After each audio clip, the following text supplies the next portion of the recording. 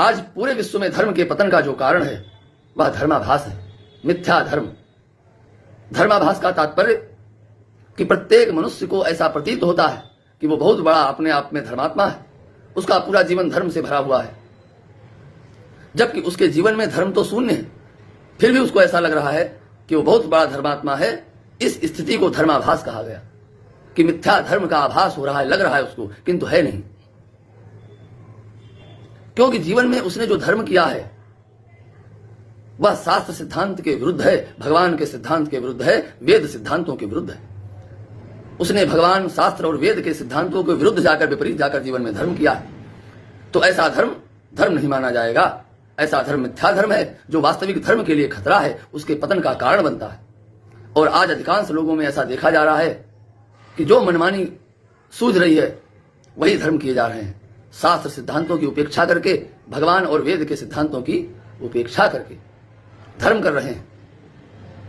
उदाहरण के लिए, जहां भगवान शंकर अपने सामने नंदी बिठाते हैं, आज समाज का व्यक्ति भगवान शंकर की तो आराधना कर रहा है, लेकिन नंदी की रक्षा के लिए, उसकी सेवा के लिए उसका कोई प्रयास नहीं। शंकर भगवान की दृष्टि में नंदी की कितनी महिमा है, किंतु जो शंकर भगवान के उपासक हैं, उनके अनुयायी हैं, वो शंकर जी की उपासना तो करते हैं, किंतु नंदी की दुर्दशा होते हुए देख रहे हैं और उसके लिए कोई प्रयास नहीं। यही मिथ्या धर्म है कि भगवान शंकर की उपासना करो, नंदी की रक्षा भी करो।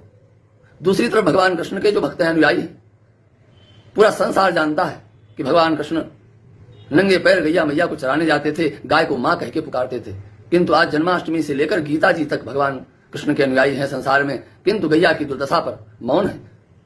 गौ रक्षा के लिए, गौ सेवा के लिए कोई प्रयास नहीं है। ये मिथ्या धर्म है। भगवान कृष्ण की उपासना करो, गाय की सेवा करो, गाय की रक्षा करो, ये वास्तविक धर्म है, शास्त्र सिद्धांत, शास्त्रोक्त धर्म है।